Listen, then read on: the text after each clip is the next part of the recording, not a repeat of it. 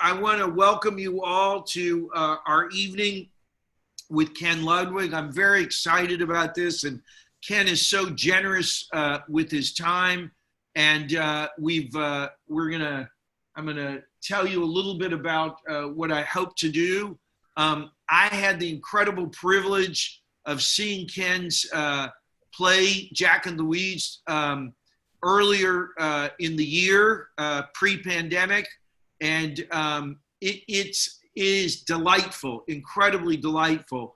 And so I thought about this in terms of the sense of resiliency that is presented, because when I was talking to a number of people and talking about how we're all switching to virtual and we're doing this entire relationship is in the pre-pandemic era, in a time where they had no other choice but to communicate in the way that they did. And I want to learn a little bit from that resiliency. I want to introduce you, and we're so delighted to have Ken Ludwig here with us. Ken is an American playwright. He is known for so much, and we're going to share here in a section. I'm going to share, if I can get back to it. You can see the incredible, all the plays that he's done, Comedy of Tenors, Bakersville, A Fox on the Fairway, Leading Ladies, Lend Me a Tenor, which I think, if I remember, got panned by the New York Times. It said, gave him such grief, and then he went on to win how many Tonys on that? Three. So I just remember stories like that when people give me criticism of my sermons. So Crazy for You Now, Moon Over Buffalo, Murder on the Orient, The God's Economy, what we're going to talk about tonight, Dear Jack, Dear Louise, so many of these. In addition, down here, I believe I saw it, it was The Night Before Christmas, which I believe may have been one of the ones that he did for with his children for the Glen Echo Children's Theater. Ken is a delight. He has done programs for us. I've sat in on some of his programs on Shakespeare. He's incredibly talented, and we're so delighted that you're here. He's a member of Washington Hebrew. I got to know Ken mostly through his two wonderful children, through Olivia and Jack, and they're incredible kids, and we'll catch up on what they're doing. Ken, I'd like to start off asking you, how in the world did you go from York, Pennsylvania, to Harvard, where you studied with Leonard Bernstein, and then gone on to Harvard Law School, and then went to one of the most prestigious law firms here, Steptoe and Johnson, and then all of a sudden, here you are as one of America's playwrights. Give us a little bit of the journey. Great, I would love to. Thank you for such a nice introduction. The journey is this: that when I grew up as a boy in York, Pennsylvania, so the Amish country, my parents took me to see a Broadway play, and after that, all I ever wanted to do was be in the theater. That was it. There was just no question. From about the age of 10 on, theater, theater, theater. Went to high school, finished public high school in York. And then when I went off to college, I finished college, and my parents, towards the end of college, said, well, where are you going to apply to graduate school? And I said, well, I'm not. I'm going to be a playwright. And they said, okay, but where are you going to apply to graduate school? And I said, all right. So I applied to get back at them. I applied to one place only, and that was Harvard Law School. So I figured I wouldn't get in. And I also wrote on the application, the essay, just to be clear, dear sir or madam, I don't want to be a lawyer, and I don't want to practice law. I want to be a playwright. And being forced to write this, because my parents couldn't see the application, being forced to write this by my parents. And so I want to be a playwright. So in their wisdom, I'm sure they laughed and said, we'll get back at that son of a gun. So they let me in, and then I was stuck. So I went to Harvard Law School. I got a scholarship then to study at Cambridge University for 2 years.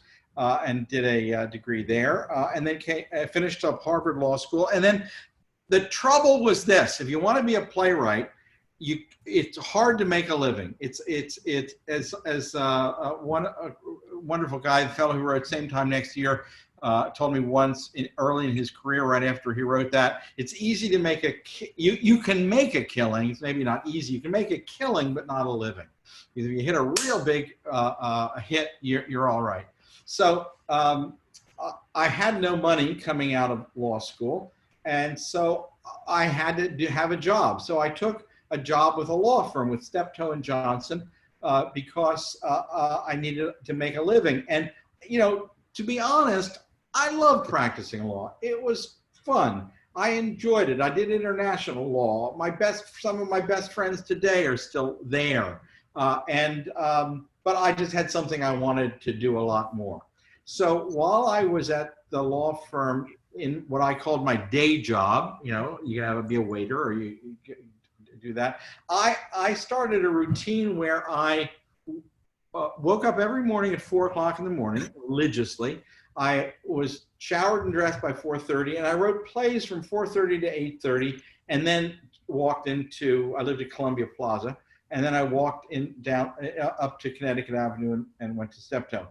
And so I was scribbling plays like crazy, day after day, and lo and behold, I sent my first play off to a group in town that was called the New Playwrights Theater, run by somebody named Harry Bagdazian.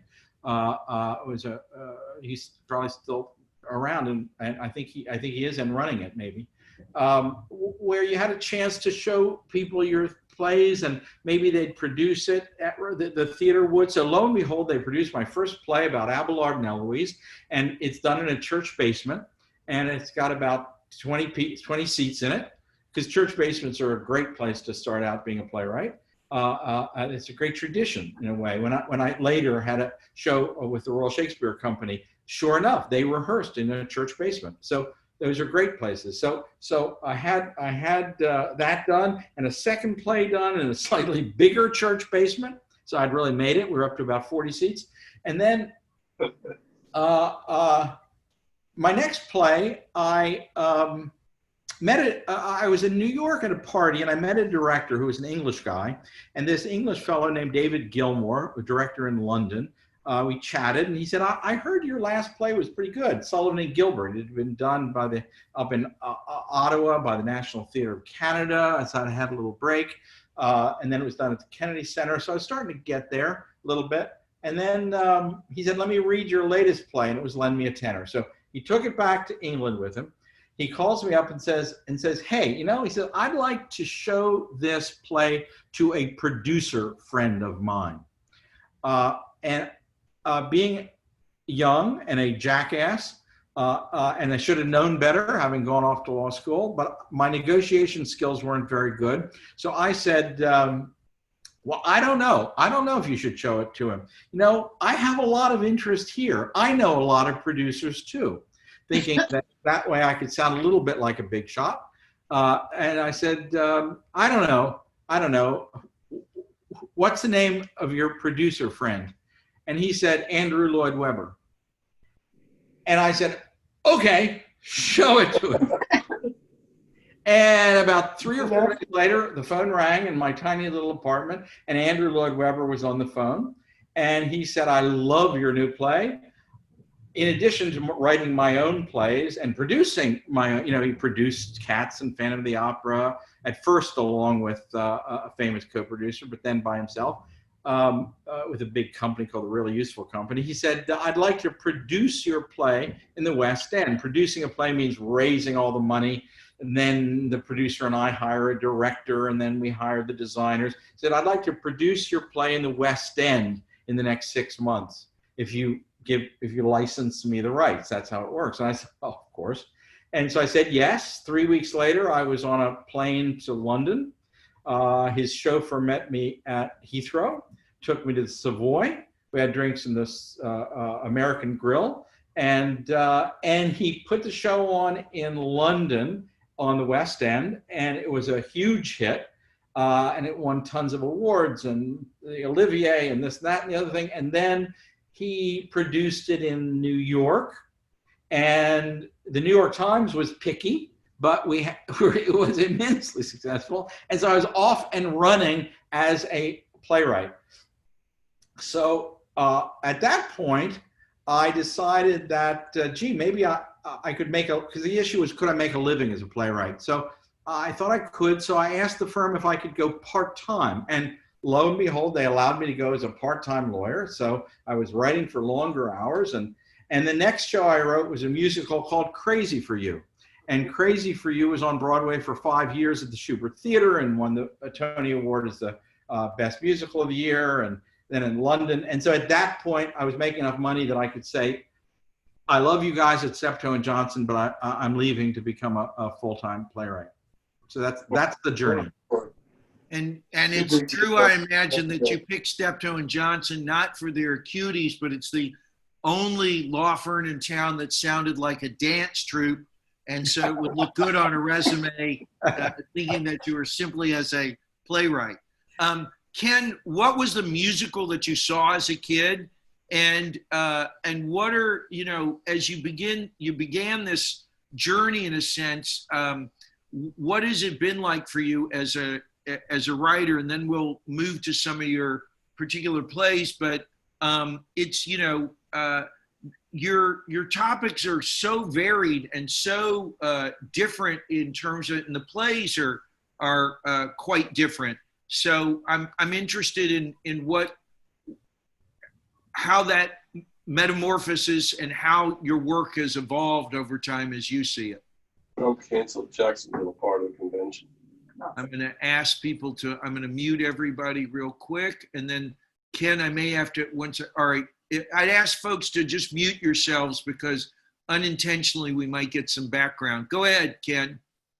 Well, what I've done, because maybe it's because I had, my parents were pretty smart people, and having a profession that I could fall back on was not such a bad idea, because I think it gave me early on confidence and independence. Certainly Harvard Law School teaches you a work ethic, but most of all, I always felt that I could write what was in my heart. I write what I care about. Whatever I care about really deeply, and somehow, which is in a global sense, writing plays that each play somehow pushes the ball just a little further in the direction of sort of our common humanity, that we can make it together if we're just kinder to each other and if we're socially conscious. And so, for example, I'll give you an example of that. When the Old Globe Theater in San Diego, a really wonderful regional theater that has 3 separate theater spaces, it's one of the great theaters of America, called me. I was at the Edinburgh Festival at the time, and the phone rings. My phone rings. My cell phone rings. And the artistic director, Barry Edelstein, who you may know, actually, he's a real smart Jewish guy, and he's married to an Israeli woman, calls me, and I'd known him for years. I'd had a world premiere there a couple of years before that. He said, we're hitting our summer season next year, and I'm directing Hamlet. We're going to do Richard III, but we wanted something else that would be sort of fun for the season. Would you write a new play for us? So I thought, well, what am I going to write for that kind of festive atmosphere that's also sort of talks about what I've been thinking about? So one of the play I wrote for that was called Sherwood. On that list you had there, that was one of the plays. And it was a play about Robin Hood. I'd always loved the Robin Hood legend. It's based on ballads from the 14th and 15th century. Somehow this man named Robin Hood appears in these ballads, were just basically long poems. In these long poems, and a century later, this character named Maid Marian appears, and Friar Tuck had been in from the beginning. And it's such a wonderful story. And I'd love the movie with Errol Flynn is my favorite. So I thought, well, that'll be fun. How to write that for a space for 8 actors. I think it was 8. Lots of costumes, lots of lights, and fun ways to tell that story. But essentially, it's the story, of course, of, quite famously, a man who gathers together a group of people who rob from the rich to give to the poor. His issue is helping the unfortunate among us. So it opens with a character I made up, who's a peasant girl, whose father is killed because he's poaching deer. That's part of the general story, but I gave him a daughter and made that part of the story. So she joins his group because she's this feisty young woman of color, as it turns out, as we cast it, who is an outcast in the society, and how she gets integrated into a society that he cares about. So especially San Diego is right there on the border with Mexico, and I thought it was an appropriate story to tell with that audience, and they loved it, and it's been plays all over the world in the United States, and so I get to tell a story that I care about. So each of those stories, each of those shows you see are stories that I wanted to tell.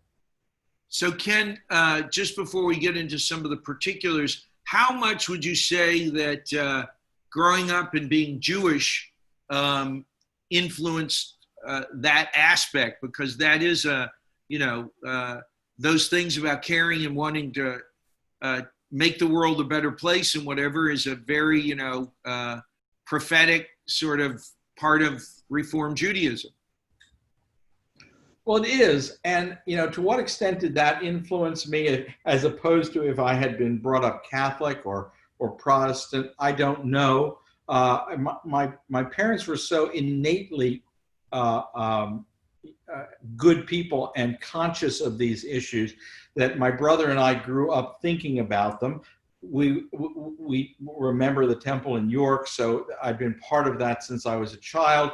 And I think, how can you not read liturgy in any of these forms, in the Muslim faith, and not take away its great teachings of do unto others as you would have them do unto you, and treating other people with respect and giving everybody an equal chance in life. That's what all of these great religions teach us. Did Judaism teach it to me in a way that others might not have? I don't know because I wasn't, of course, part of those. But it's certainly, Judaism has been part of my life ever since I can remember. So these are things that I ended up feeling deeply about.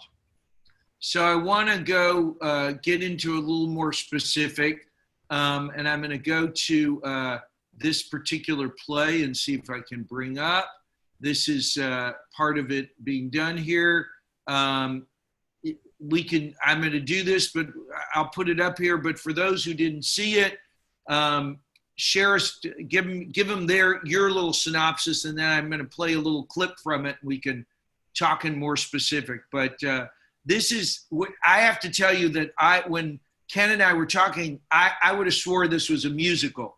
I mean, it was so uplifting, and the dialogue is so quick and actually so sing-song in its banter between them and all the sorts of things. It's a remarkable piece, and it was so well done. So tell them a little bit about what goes into the back of this about your parents. Well, I grew up knowing that, in fact, my parents met by letter. Yeah, there's pictures. If you hit those little things on the side, you go from picture to picture.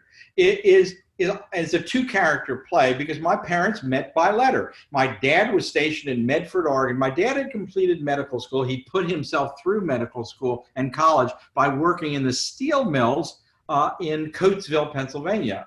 Lucan Steel, I think is the name of the steel mill there. He got through medical school in Philly. And immediately got drafted because it would have been, 1942, I think. And he was stationed in Medford, Oregon. So he was an East Coast Jewish guy whose family had come through Ellis Island, but his family had settled in the Philadelphia area, and his dad and mom ended up in Little Coatesville, which is near Philadelphia. And he was a tailor. Meanwhile, my mother's family had come through Ellis Island and had settled in Brooklyn. And her father was a tailor. And however, we don't know the answer to this. These two tailors knew each other. And at one point said to each other, your daughter ought to meet my son, and your son ought to meet my daughter. So at that time, they didn't live on the same coast. They were 3,000 miles away. So these two smart parents, my grandparents, gave these kids the addresses, and they started writing to each other. And they then wrote to each other for the duration of the war and fell in love through the letters. And so this play is the two of them, and it's told entirely through letters. So I'm going to go to a section of a little bit of the rehearsal. Do you want to set this up at all? I don't know which scene this is. All right, so you'll do it in retrospect. This is all, let me say by way of... June 1, 1942. Dear Miss Rabiner, I'm Captain Jacob S. Ludwig, U.S. Army. As you probably know, my father and your father are friends, and they have suggested that you and I meet and get acquainted in a social way. Does meet and get acquainted in a social way mean go out on a date? If so, the answer is yes.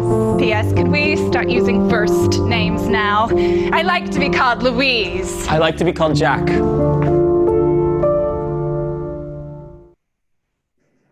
And I think I'm going to go back. And that was a promotional video for the production at Arena Stage here in DC.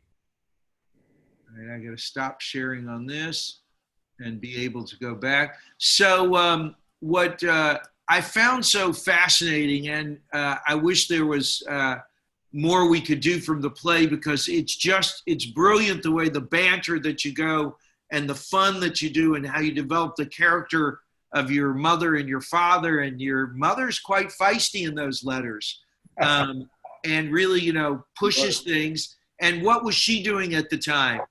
He was being a physician during the army, and what was this good Jewish girl doing? This good Jewish girl was trying to get into show business. She, being a Brooklyn girl, she'd been a model first after high school. Went to NYU for a year, but dropped out and said, "Nope, I want to be in show business." Does it sound familiar? I didn't get to drop out like she did, but she dropped out and she went into living in New York City at one of those boarding houses for theatrical hopefuls that you see in the old plays by Kaufman and Ferber, Stage Door, and things like that. And so she was living in a theatrical boarding house, going to auditions, taking tap dancing lessons and singing lessons, and she was very attractive. She had been a runway model for Chanel, and she was tall, and I never saw her in my life without high heels to the day she died, and always very stylish. And she I don't hate to give this away in case you see the play. It's not too much of a giveaway. She did make it as far as getting into a road company of a Broadway musical. One at the time called Hellzapoppen. Big success throughout America. So she went on the road with a Broadway musical while he continued being in the Army, and first in Medford, then in Texas, and then abroad. So, Ken, what is the span? And this is what, the span of time that your parents wrote these letters. And I mean, when we think about it, this is what made me think about this is it is so incredible. Their skill is writing letters, the fun that goes into, sort of, you're putting both what's going through their minds at the particular time. I'm going to actually mute everybody real quick here. I'm going to go to the participants. I'm going to mute all, and then I'll unmute myself. Okay, and then Ken, you're going to need to unmute yourself again, but that way we'll get rid of our background noise.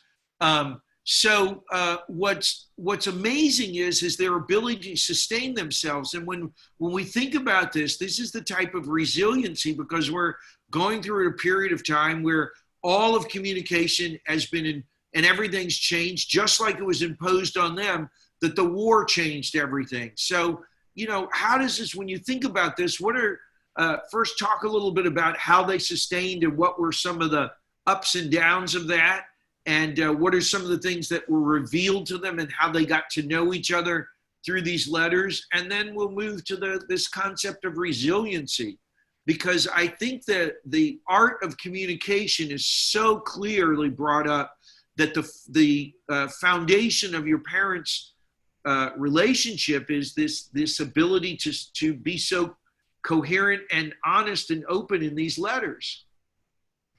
Well, it started, as you heard from the little letter. The very first thing that was read in that clip was her writing and saying, I wish I had a copy handy. I'd read you the script, but it was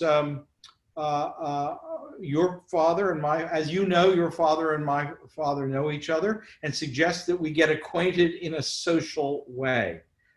So, and then and he writes that to her. And then she says, does social way mean going out on a date? She was always pushing the envelope a little bit. And he says, and he always signed his letters, sincerely, sincerely, Jacob S. Ludwig, U.S. Army. And it's not till about their 10th letter that she finds out he's a doctor. And she says, you're a doctor? And you didn't tell me?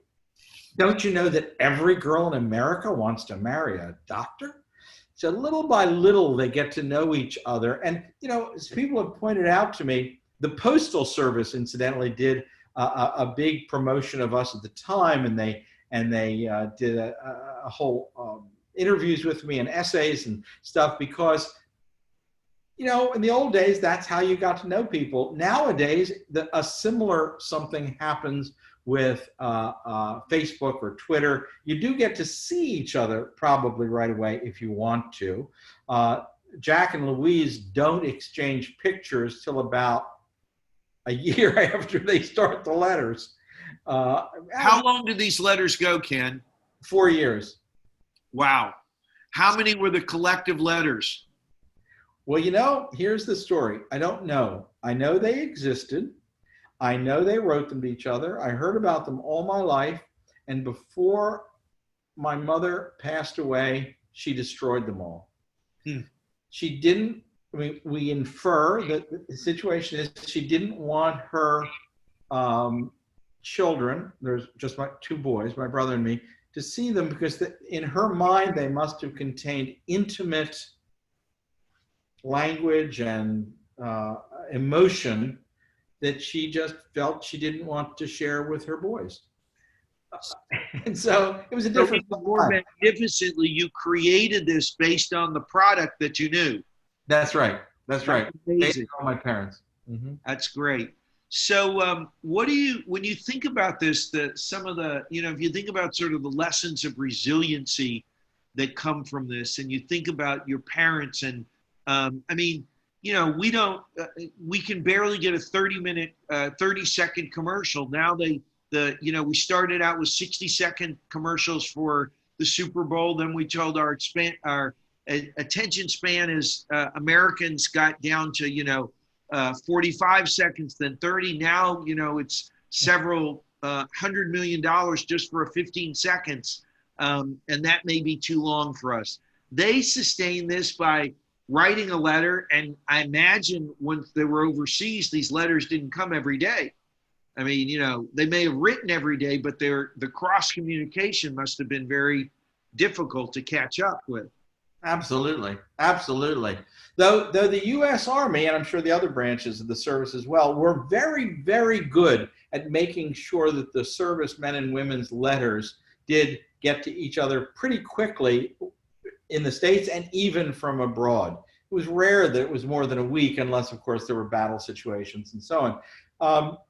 I think, you know, yes, I think there were different attention spans. There's a lot more reading that went on. Let's face it, we didn't read on screens. We didn't read in little bits and pieces. You know, to sit down and read a novel of Jane Austen.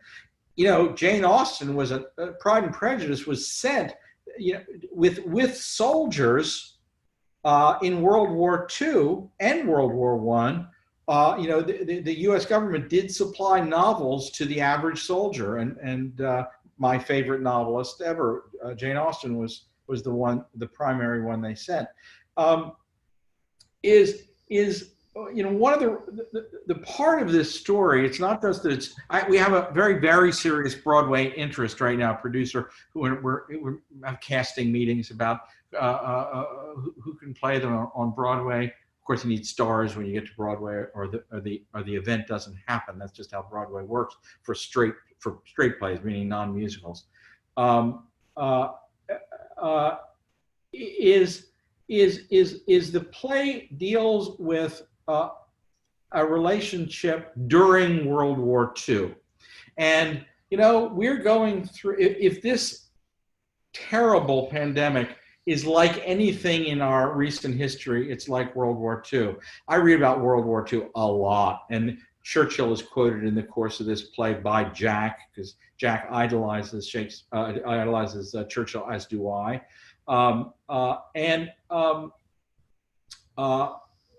If there was anything in in one of the many books I'm reading about Churchill right this moment, it happens to be the moment of the Battle for Britain, when Britain is being bombed like crazy by Germany every single night for dozens and dozens and dozens of nights without let up, with hundreds and hundreds of bombers. And can you imagine the trauma of living in London at that time? And then, of course, they bombed all over England all the time. And we're living through a horrible trauma, but it's not even quite as traumatic as that must have been. If we add all the suffering we're going through now, add to it not knowing whether a bomb's going to go through your ceiling and destroy your house and everything you've lived for, and do you think you can go get insurance during that kind of situation? It must have been so tremendously horrific that we can't even imagine it. So these two people are trying to cope with this terrible world. it was a World War II. It was the Philippines. It was Pacific. It was Europe. It was Russia. So it was a world war, and we're going through a worldwide pandemic. And so the play, and I wrote it before the pandemic started. I wrote it about a year ago. And the play happens to deal with what we're living through. So I think part of the impetus that the producer is feeling, and he'll need investors, but the excitement we all feel about putting this on Broadway is that this really speaks to what we're going through. Well, I want to go there, because when you think about this, the war then stripped your parents down to the essence of who they were. They had no idea. They didn't exchange photographs at first. They really don't, there's no physical meeting, and so there's no, it's the relationship is based on their communication. The relationship is based on their words that they speak to each other and who they build themselves through their communication, which is the essence of relationships. When I do couples therapy, sometimes I have couples sit down back to back so that they can't see each other, so that there's no ability to, have visual eye cues when, oh my God, somebody rolls their eyes, or somebody, puts their hand up, or there's so many gestures, so many nonverbal communications. And here, to put to pen and to sit and to think about what you're presenting is just remarkable. And the dialogue is so swift, so quick, so beautiful, and so poignant. It's just, it's amazing. So, Thanks a lot. It is. And when you think about those, when we were crafting this, what kind of led you through those exchanges? Well, I really, really did think about who my parents were. They reflect who they are so deeply. My dad was a shy, self-effacing, gentle fellow who had a good sense of humor, good smile, really understood the big picture really nicely, and knew that he wanted to be a doctor, having, his parents being immigrants and coming from a world of being tailors. And he knew that making this move was something that he was proud of, this great accomplishment of becoming a doctor. Gentle man. My mom was brassy and fun and full of beans, and when she was in York, she was involved with a dress store there. She started an art gallery. She had a makeup business. she was a real balabusta, and so the contrast of the two helped me write that play, because they were two very different voices. But even in the play, I'm going back to a lot on my memory here. I know that when they get to stages of revealing things, that there is this revelation. It takes a long time till he reveals that he's a physician. And there's a time that she takes a while to reveals what she's doing, because they're aware that there's judgment of what they're choosing to do or what is attached to what they're doing. And then you mitigate that some in their dialogue and the reassurance that comes. And it really, in the dialogue, talks about this. It is only through communications that we're really going to be able to navigate, if you will, those difficulties of judgment or prejudgment or prejudice, if you will. Well, as a playwright, what you do is you think about the shape of the whole play. And so one of the things I actually was working on just before we got on, I thought people might be interested in seeing, is that I'm taking notes on a new play. And I write longhand for all my work, and I write, it's very small, and I use beautiful pens. I will remind people. That's right. The beautiful pen that Rabbi Lustig was kind enough to give me, that I use. I could reach over there and pull it out right now from my desk is right over there. And I write longhand, and I think through, here's page after page after page of notes.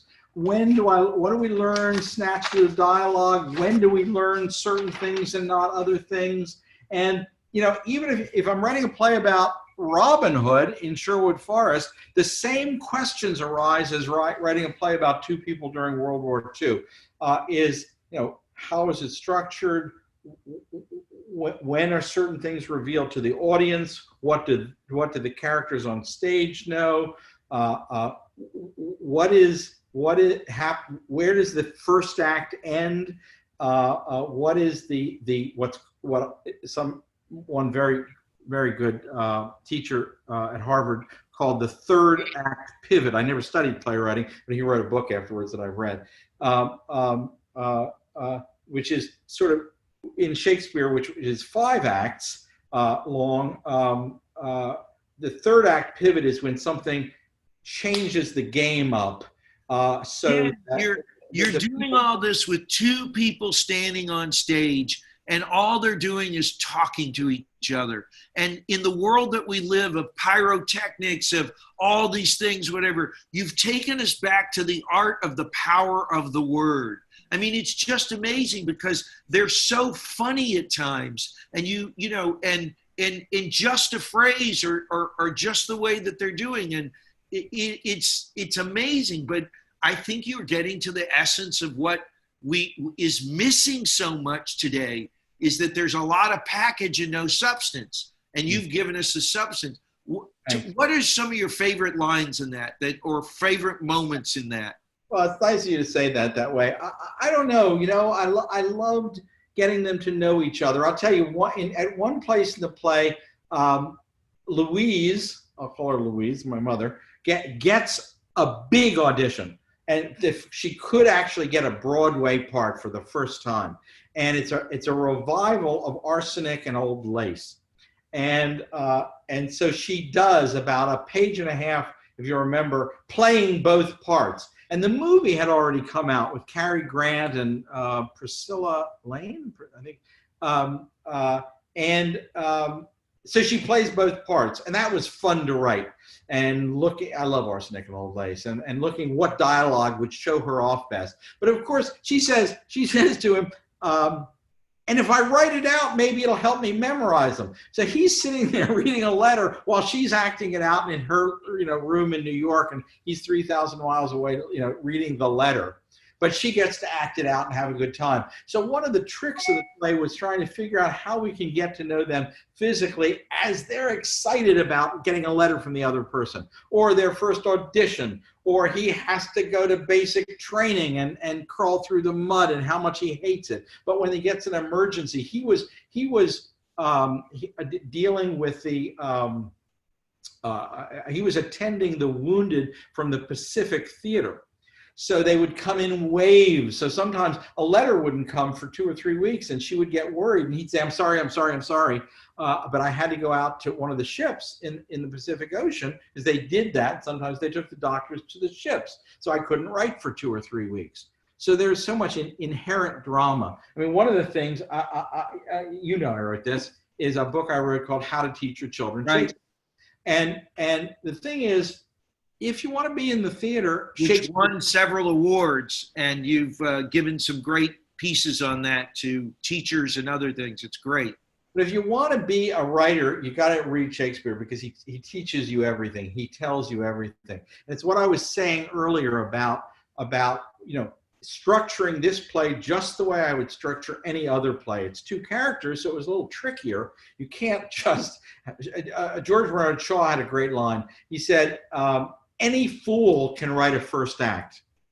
And it's true. First acts are a lot easier because you're getting to know the character, and especially if you have a normal play that's not just 2 characters, you have 10 characters. Somebody new comes in, and that's interesting and new, and you sort of set up the situation. It's following through and figuring out how the whole play is going to work all the way through is the tricky part. But Ken, I think you don't give yourself enough credit here, because as much as that is to develop 10 characters to develop a plot, you develop a complex plot. You develop a relationship between your mother and father. You develop and tell the story of the war and the difficulties of the war and some of the tragedies of the war, all through dialogue and all through letters. And you started off by the fact that there's distance. There's this distance between these people, and it is words that bridge the distance. In the same way that you have a war and differences between people, and it is only going to be by that meeting, that coming together, that is going to bridge the war itself. And and the fact that it's about chance and luck you deal with, and the fact that he goes to New York and he's there and she's not there. And I mean, there are all these things that talk about this, because it's really, I'm not even going to get into the Freudian part of you writing the love affair of your own mother and the Oedipus complex or any of that. We'll save that for lunch and a cup of coffee. Right. But it's magnificent in this way. And when you talk about this in reading or whatever, what gave you the fodder for this, for creating this sense of dialogue? Because you could have done it in dramatic scenes. You could have had somebody play out, but you chose to do it through these letters. And what was it? Because in so many ways, you've done the ultimate thing, that a child should do. You've honored Kibud Av V'Em. You've honored your father and mother by really lifting up their humanity and introducing us to them, and showed how 2 different type of people can really come together and whatever. So what are the things that sort of gave you the models for that and the thinking about some of that? Because it's just, I so encourage people, if you can't see it, then read it. I mean, it's magnificent in so many ways. And you can get a copy of it. Rabbi Lustig was showing that what he was showing with my works was a website. And right now my website, kenludwig.com, has stuff on it, but it's an old creaky website, and a new one's being launched in about 3 weeks. So if you go to kenludwig.com, you can go to Dear Jack, Dear Louise, and you can purchase a copy of the script from Samuel French or license the play for production, etc. So that's where you can get it at the moment. I think there's 2 answers to your question. First of all, I did think of it as a regular sort of play as you think of it. At first, I thought I was going to set it in Medford and imagine that my mother got to Medford, that they got married, and that the bulk of the play was this newlywed crazy woman who'd rather be at Bergdorf Goodman's, going into I was going to use a word that's I can't use. Bum frigging little town of Medford, and explode. The place explodes because she wants to put on shows and this and that. I thought that would be fun, but that it would become a bit of a sitcom and it become a bit of a regular play. And that's when I sort of thought through, because I thought, oh, I'll write about my parents, and I thought I'd do letters. And the second answer is because in order to be a writer, you have to read. If you're not a good reader, you can't be a writer, as you well know.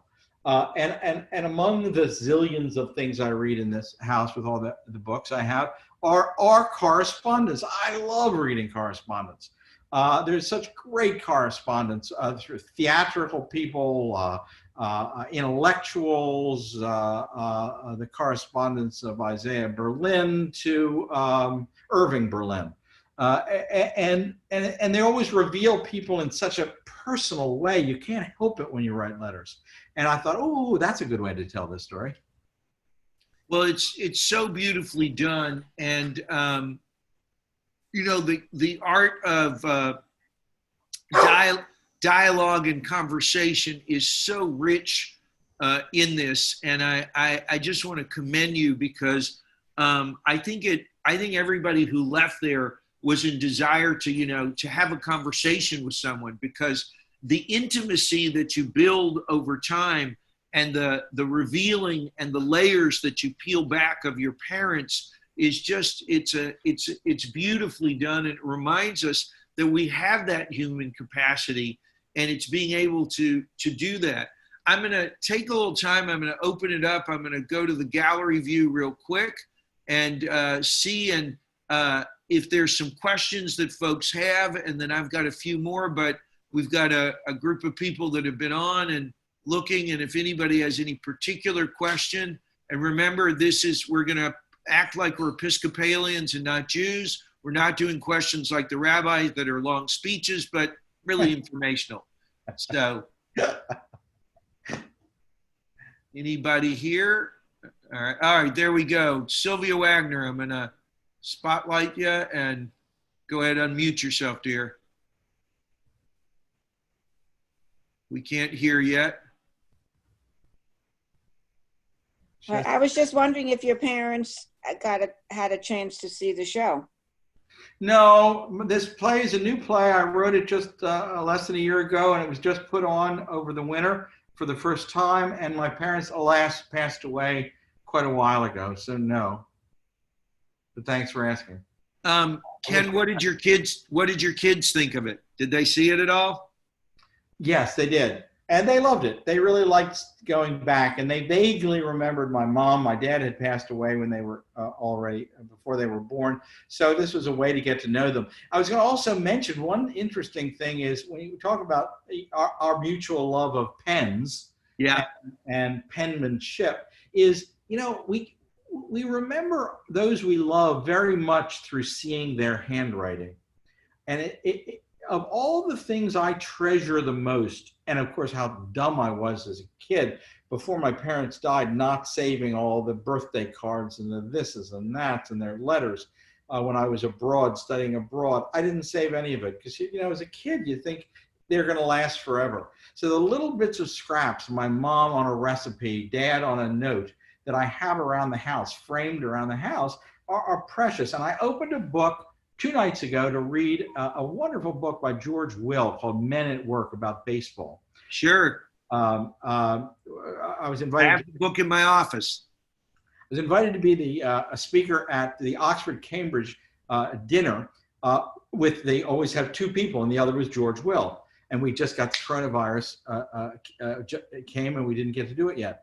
But I love his work, and I love his work on sports. So I picked it up to read it, and I open it, and it says Jack Ludwig is written in pen in the book. I had forgotten. I had given that book to my dad. Wow. He was about 72 or 3 because I knew he'd really enjoy it. And I opened it, and as soon as you see that handwriting, you go, oh, man, that's Dad. I remember him better that way than even through all the pictures. So, I mean, Judaism is big on the concepts of memory, and also we each rewrite our memory, and it's appropriate in a sense because in the bereavement process and in the cathartic process that we go through, we rewrite our relationships and keep rewriting those relationships with people over time. And even if we lost someone years ago, those stories come and they come back. And I often tell people when we're meeting to do a eulogy or something, I remind people that a human being is like a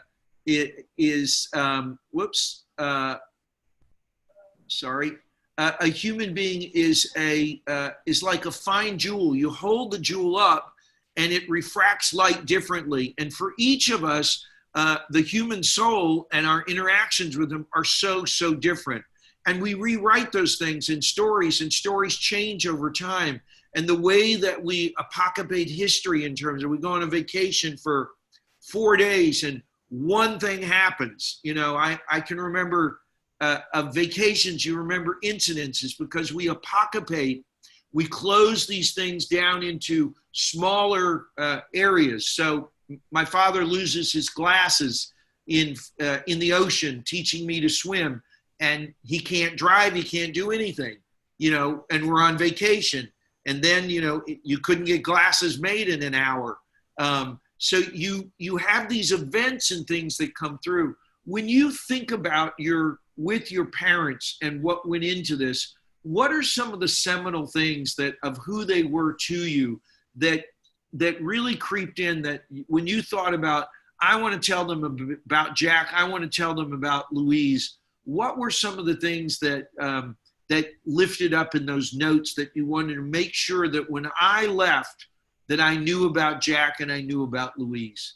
Go ahead. Question. It touches me. I wanted people to see a sturdy Jewish couple, two people who had strong beliefs, but what they believed in was family. Foremost, they believed in family. There isn't a day of our lives that we didn't have our dinner together. My dad was a doctor, as the play says. I was a dermatologist. He would come home at night. We would have dinner together. He'd shake his head and go, Lou, I like fish, but I don't particularly want a big whale on my plate.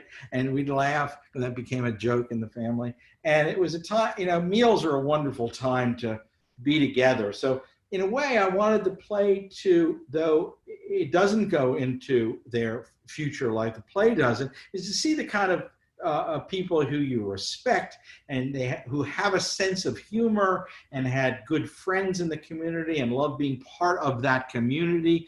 And the community was a broad one. I'm named Kenneth because my godfather was Dr. Kenneth L. Benfer, their best friend, Dr. Janet and Ken Benfer. Well, they were Evangelical United Brethren. Uncle Ken was in World War II also. My dad and he didn't know each other at the time, but he liberated North Africa. He was part of the group that liberated North Africa. And then the church had sent him to medical school. And to thank the church, he went back in the early 50s with his wife Janet to North Africa and spent a year helping establish schools and medical facilities. And that was my godfather growing up. And that kind of community that these kinds of people create for themselves that are caring communities is what I wanted to sort of get a sense of. That's who these two people were. Good, beautiful.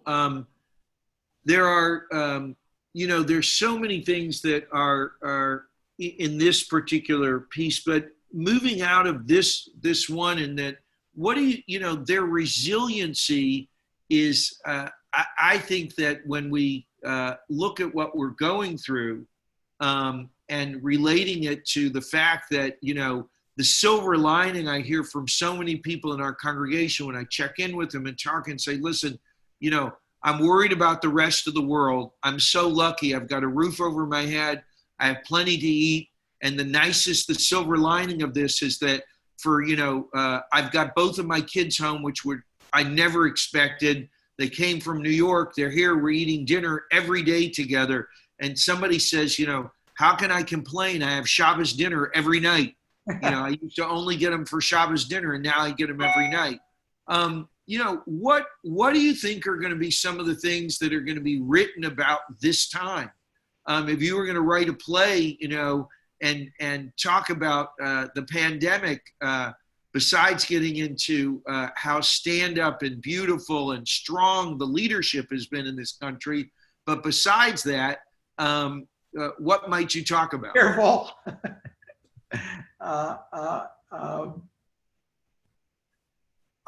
What would I talk about? I would like to be able to come away from it and talk about that it made us stronger and more resilient and somehow better people because of it. Do I feel that on a day-to-day basis as we struggle to deal with it and think about meals? I'm being super duper careful. I go out of this house just to get to a restaurant sometimes at night, pop the trunk, they put the meal in the trunk, and I drive back. We've had no social interactions at this point for 3.5, 4 months, whatever it's been. So I can't say, I wish I could say that I derived a certain joy out of it. I think what I'll remember is feeling that I had a resources inside me to be stronger. So when I talk to my daughter today and she's in a different city and talk about, gee, that part of the country is actually having really terrible hotspots right now. I think maybe what you should do is jump in a car and just come back here and live with us back here. The Northeast is doing a little better. That was our conversation today. Time to reach out to family and make, strengthen our bonds with family is great. I don't know that we'll ever feel the way we did when we came out of, who knows, but I wasn't there, but how they felt when they came through World War II as having, oh my God, we vanquished a foe. I start to wonder anymore whether we'll ever have a moment that we can say, we vanquished this. It's VE Day. Yeah. Part of the thing. Think so. Yeah, Ken, the gift that you've given us in this play, I think, is that your parents, despite the war, neither of them gave up their dreams of who they wanted to be. They didn't give up their dreams of or their personal lives. And they both did what had to be done and were living through a situation. And I think that type of incredible resiliency, my dogs agree with me, that incredible type of resiliency is something that I think we see. I'm amazed. I'm very privileged having been here for 34 years. I've read some incredible things by young people in our congregation who are now on the front lines as physicians. Wow. One of the most incredible things has been, I just got something from Allison Weiss, who is a physician in Brigham Young. David Weiss, who is a past president of our congregation, writes a beautiful piece. There have been 2 articles by Clifford Marks, Susan Esserman, and Andy Marks' son in the New Yorker about what it is to be this physician. And we know so many people that have gone, but I think the gift of your play and what this resiliency is that your parents go on. Your parents do. And what's amazing to me is that this you've composed this out of your imagination, and I think it's so brilliantly done. In terms of, and the dialogue, and it's going to be phenomenal on Broadway. And I'm sorry I'm busy in the fall and just can't, come to play your dad. But we did try to get you, but yeah, I know. But this is a great thing. I'm going to open it up because we're closing to our time. I'm going to see if there are any other questions, and if anybody, I'm going to you can either unmute yourself and speak up or ask a particular question. Well, real quick, I just want to show you. These are letters from my mother and dad that they wrote during the war when our dad was with General MacArthur in Japan. Put them in front of you because your background is making them disappear. Yeah, just put them right in front of you. Oh, can you see them? Wait a minute, here. Yeah, that's good. That's perfect. And I haven't taken the time to read them yet, and I'm certainly going to read them very quickly. But I loved your play. Oh, thanks. I saw it. I loved it. We came out feeling very wonderful about it, and I'm so glad to see you. And thank Washington Hebrew and Bruce. God bless you, and may you be well. Thanks. Thank you very much. Thanks a lot. Thank you. Thank you, Barbara. I know that we had a Jewish minyan there at intermission. A lot of us gathered. I think Cantor Manovich was there that night and some others. It was really great. Ken, what's been your favorite play or your favorite piece of work? Well, I think maybe this one, but if I think about what I've written over time, it's always your favorite as you write your favorite. This play has made me think about, most of my plays have not dealt with my own personal life. I've now thought about writing another one set in York, Pennsylvania, where I grew up when I was a kid, about my parents at a different stage in their life, when I was excited about seeing a celebrity who came to town. But it's not what I typically write. What I typically write are comedies. I grew up in love with Noel Coward and the great history of English comedy, from Shakespeare up to She Stoops to Conquer and into Oscar Wilde. And that's what I wanted to do. If there's anything I wanted to do, I do have to chuckle when if I do a play and it gets criticized by one of the critics or something, I go, hey, come on, leave me alone. All I wanted to do was write a series. I've written 28 plays now. Actually, I have 2 more behind me now, so about be 30 so far. That in a way, I wanted to be P.G. Wodehouse, who I admire so much, because he rolled up his sleeves. He wrote 60 or 90 books, and he just wanted to make the world a happier, a beautiful place because of what he wrote, to make people joyous and laugh and see themselves and see others. And I love J.B. Priestley's The Good Companions, and I love if you get into movies. I want to write Some Like It Hot. I want to write His Girl Friday. I want to write Bringing Up Baby. I want to write It Happened One Night. Those are the works of art that I grew up really deeply admiring, and they're classic comedy is what moves me. It moves me in its structure. It moves me what it has to say about relationships. It's a world of happy endings. As one of my idols, Louis Cronenberg, wrote in a book about comedy, comedies are not about happy endings. They are about creating an environment where happy endings are inevitable. So I love writing about communities that have a sense of humor about themselves. Plays that have been in Washington, A Fox on the Fairway, other ones at Arena, Shakespeare in Hollywood, Baskerville, Comedy of Tenors was just at the Olney, Leading Ladies was at Ford's.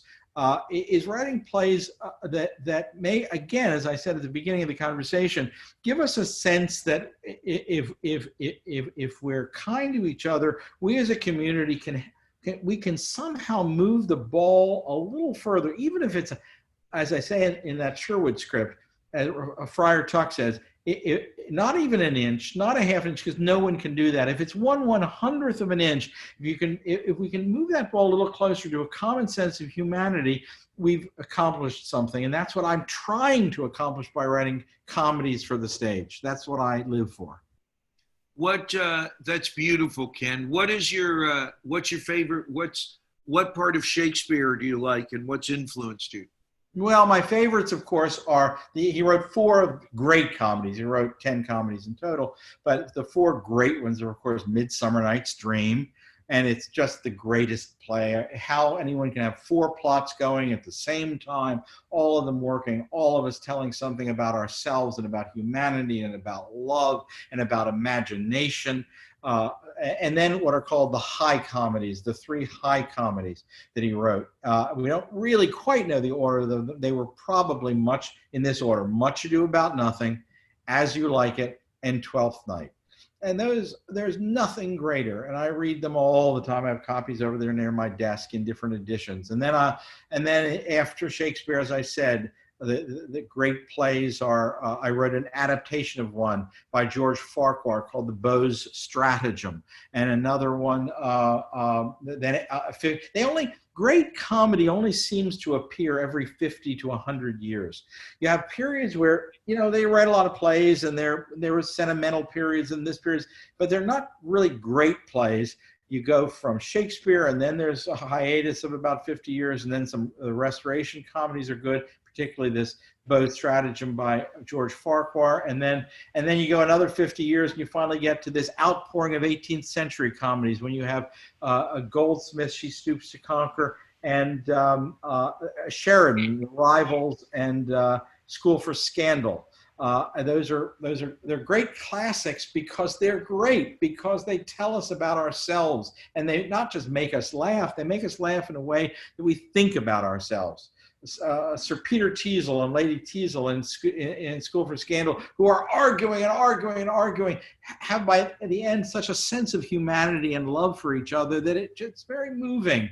The way in She Stoops to Conquer, the way Tony Lumpkin, who's the sort of mischievous fellow who causes all the problems in the play, the comic problems in the play, he teases his mother. He calls her a dragon. He plays tricks on her. But at the end, when he's in trouble, she thinks he might be in trouble, she goes through the garden searching for him to help him because it's still her boy.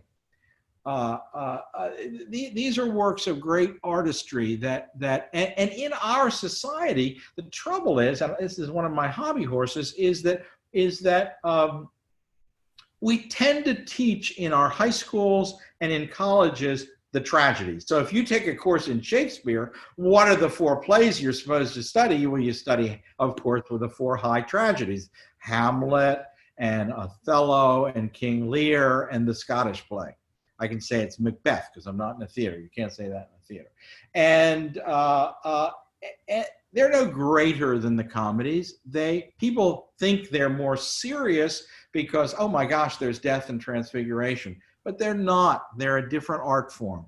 And we have to spend, I've thought about maybe kind of trying to found a foundation or do a series of lectures. I've done lectures at different colleges and things, but a series on comedy so that to sort of get the world going back again, to really focus on the importance of comedy in English literature.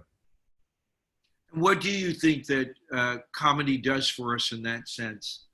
It humanizes us. It makes us human. We realize that we're not perfect, but we can be better human beings, and if we show humanity to each other. Great comedies are all about humanity. So there's in the chat, somebody asked a question. Many years ago, you worked as a lawyer. Did your being a lawyer influence you as a playwright? Well, and I'm asked that a lot because I got publicity when I was a lawyer. It did not. And I don't mean that in any kind of smart alecky way, or I said earlier in this chat, I really liked, or maybe it was before we got on to you, I really liked being a lawyer. I was with a very fine law firm named Steptoe & Johnson. Many of my friends to this day are my best friends who are lawyers. I like practicing law. I did international law with some great people, but I had something in my heart I wanted to do more. It's not a bad thing to change up your life every 20 years or 30 years and do something new. It opens up new chambers of your heart. And so I only practiced law for very few years, but I changed my life entirely. It was a good thing. But people say, oh, you write a lot when you're a lawyer. Well, it's such a completely different kind of writing that no. I think the one thing at Harvard Law School taught me was how to work really hard, how to really be focused and work hard. That's about it. So would you consider, based on this, to start writing letters to Jack and Olivia? They wouldn't read them. They'd say, send me no, they don't tweet. What do they? They send me a text. Yeah. Well, I'm gonna, when you think about the, this body of work that you've done, and which is just so broad and so vast, what new horizons, what area are you looking to go to that something that may be a passion of the theater that you haven't taken on that challenge? Well, that's a great question. Maybe it's an old dog and no new tricks. What I love doing is waking up. In a way, I feel guilty about it. The pandemic has not changed my life in one way. That I always just wake up early, and I start writing, and I get out my pad of paper, and I start writing ideas, and I write plays, and that's what I love to do. And lucky me, when I talk to kids at graduations and this, that, and the other thing, I'm sure you say the same thing: is look, do what's in your heart. Make sure. My dad gave me this piece of advice, and he put it this way. If you wake up in the morning and don't look forward to going to work, you made a mistake, so go back and fix it. You've got to do something you love every day, because otherwise you're not going to, as your work, because otherwise you're not going to enjoy your life very much. So I'm lucky I found something I love to do. So I get up and I think, how can I write? How can I ever approach anything as beautiful as She Stoops to Conquer? You don't ever ask yourself, how could I approach anything as beautiful as any of the Shakespeare plays? Because Shakespeare was a deity from another realm. He's extra human. People who don't know Shakespeare well don't understand. It's not like he was just good or better than other people. He, as the wonderful Yale critic, what's his name, Bloom, wrote a book called Shakespeare and the Invention of the Human. Shakespeare sort of invented us. People in medieval times didn't think about the same things that we do now. And by creating Benedict and Beatrice and Orsino and Viola and Rosalind and Falstaff, he created who we are. So you don't talk about, oh, I want to write something like Shakespeare. You can't. He did it. It's maybe sacrilegious to say it, but he's kind of a god. How that occurred, who knows? But you can sit around and think, gee, I'd like to try to write something as good as She Stoops to Conquer, a sort of perfect comedy. I have no desire to I've written movies for Touchstone and Disney and a few other places. I have no desire to do that. Your writing isn't your own. I just have a desire to write plays for 2, 3, 4, 8 people in rooms or in that move me and make me laugh and make me feel human. That's all I want to do. Where have you liked working? It's a very sad little life. That's not. It's a wonderful. You've done an incredible thing, and you may feel very thankful. We're incredibly thankful for you and all that you've done and your generosity. I want to just asking interested. You've had plays all over Washington and all over the world. Where's been your favorite place to work in a theater, and where do you think? What has been your favorite place as audiences?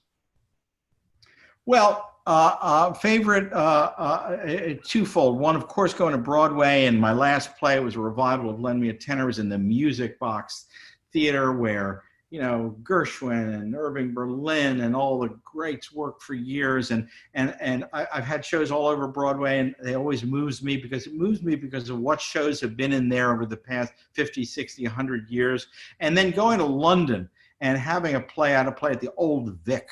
And I had a play at the Theatre Royal Haymarket. The Theatre Royal Haymarket is sort of the greatest theatre in London.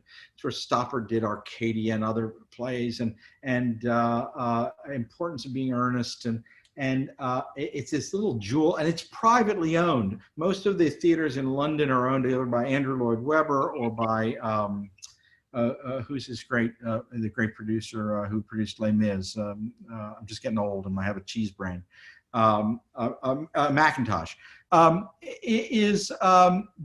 the Theatre Royal Haymarket remains in private hands. It's owned, I might add, this is a great story, by a guy named Albert Crook, C-R-O-O-K, Albert Crook. And so he signs all his contracts, of course, a crook. And I remember I was over there I have had 2 plays in there. And the second one, I took my son Jack over, and Albert came over to my son Jack, put his arm around him, and said, he said, I'm going to give you one piece of advice. Don't go into the theater. It's a hard business.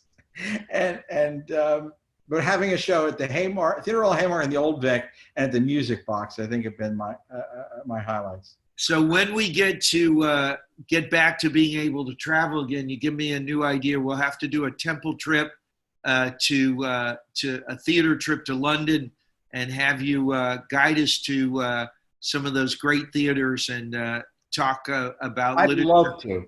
I'd love to. I will tell everybody you look forward to. Ken has already agreed that he's going to do a piece for us on the high holidays. And Ken, you're so generous with your time here.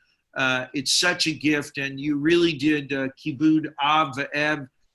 You've honored father and mother with this play, and you've given us a great gift once again. We thank you for your generosity of time. We wish Olivia great success on those med caps that she'll be taking, and give my love to Jack. And it's so good of you to do this evening for us. You're a treasure as an American playwright, but for us at the congregation, we're so proud and so pleased, and we feel so good. So take care, Ken. It was great tonight. You're awesome, and thank you so much for giving us this opportunity. Thank you. If nobody heard me, thank you so much for having me. It's an honor. Real great, Ken. Thanks so much. Take care. Good night. Talk soon. Good night.